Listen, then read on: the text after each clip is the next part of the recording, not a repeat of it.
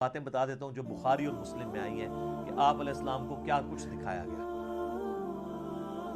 Number 1، start ہوا شق الصدر سے، آپ علیہ السلام کا سینہ چاک کیا گیا، بخاری مسلم میں آتا ہے، اور جنت سے سونے کا تشت لا کے آپ زمزم کا پانی ڈال کے جبرائیل علیہ السلام نے نبی علیہ السلام کا دل جو ہے وہ دھویا۔ نمبر 2، آپ صلی اللہ علیہ وآلہ وسلم کو، چونکہ آپ مکے میں تھے، ابھی مدینہ آپ نے جانا تھا، راستے میں ایک شہر میں اتارا گیا اور جبرائیل نے کہا کہ یہ طیبہ ہے، مدینہ، جو آپ کا مسکن عنقریب بننے والا ہے ہجرت کے بعد۔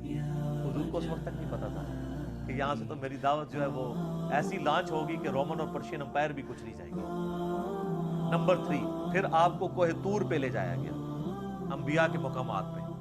سب سے پہلے نبی علیہ السلام کا اپنا مسکن، اس کے بعد پھر طور سینہ کے اوپر، اور کہا گیا کہ یہ وہ ہے جہاں پہ اللہ تعالیٰ نے حضرت موسیٰ علیہ السلام سے کلام کیا۔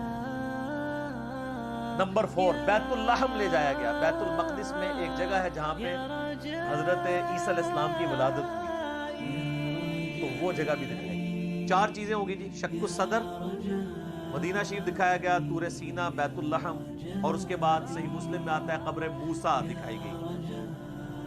نبی علیہ السلام کہتے ہیں میں نے سرخ ٹیلے کے پاس موسیٰ علیہ السلام کو ان کی قبر میں نماز پڑھتے ہوئے دیکھا، اور اگر میں گزروں میں تمہیں وہ قبر بھی دکھا سکتا ہوں۔ وقائم یصلی فی قبری، وہ کھڑے اپنی قبر میں نماز پڑھ رہے تھے، لیکن یہ معاملہ ہے برزخی، حیات انبیاء کے اوپر یہ ثبوت ہے لیکن برزخی بات۔ اس کے بعد آپ صلی اللہ علیہ وآلہ وسلم کو بیت المقدس میں انبیاء کی امامت کروائی گئی، 1,00,000 کے قریب پیغمبروں کو جمع کیا گیا،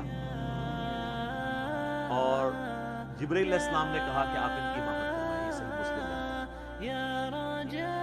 اچھا، پھر دجال دکھایا گیا، یہ بھی آتا ہے بخاری مسلم، دجال بھی دکھایا گیا۔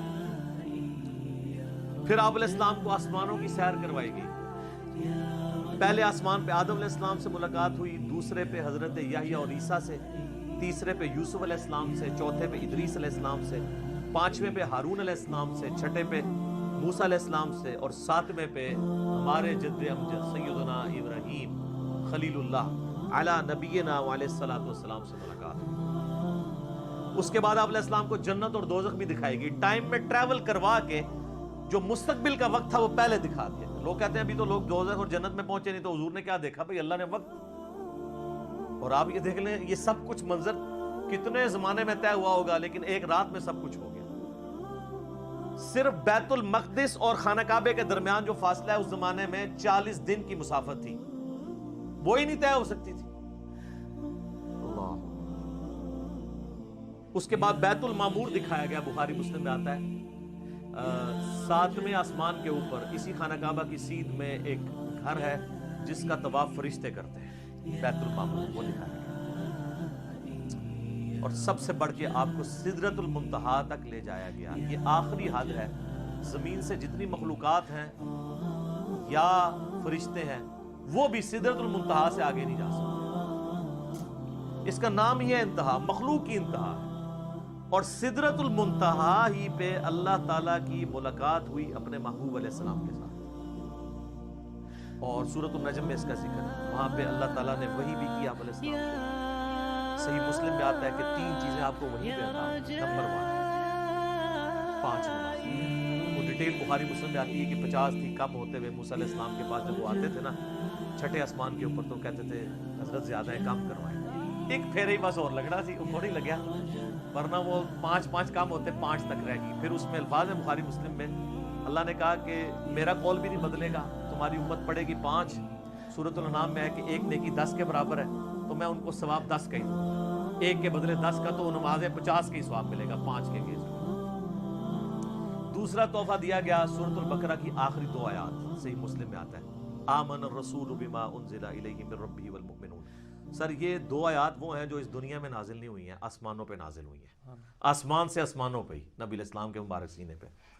اور صحیح مسلم میں آتا ہے کہ تیسری چیز جو آپ کو دی گئی، کہ آپ کا جو کوئی امتی شرک نہیں کرے گا نا میں اسے معاف کر دوں گا۔ تو اس کو تو سپورٹو پھر قرآن میں بھی آیت ہے، انہ من یشرک باللہ فقد حرم اللہ علیہ الجنہ ومأواہ النار وما للظالمین من انصار۔ بے شک جو کوئی اللہ کے ساتھ شرک کرے گا اللہ اس گناہ کو کبھی معاف نہیں کرے گا. اس پہ جنت حرام ہے، اس کا ٹھکانہ دوزخ ہے، اور وہاں اس کا کوئی مددگار نہیں ہوگا. حتیٰ کہ بخاری مسلم کی حدیث ہے کہ اللہ نے ہر نبی کو کوئی نہ کوئی دعا دی تھی، اس نے اس دنیا میں ہی دعا کر لی. حضرت نوح نے دعا کی، اس کی وجہ سے ان کی قوم ہلاک ہوگی. میں نے اپنی دعا چھپا کے رکھی ہے قیامت کے دن کے لیے.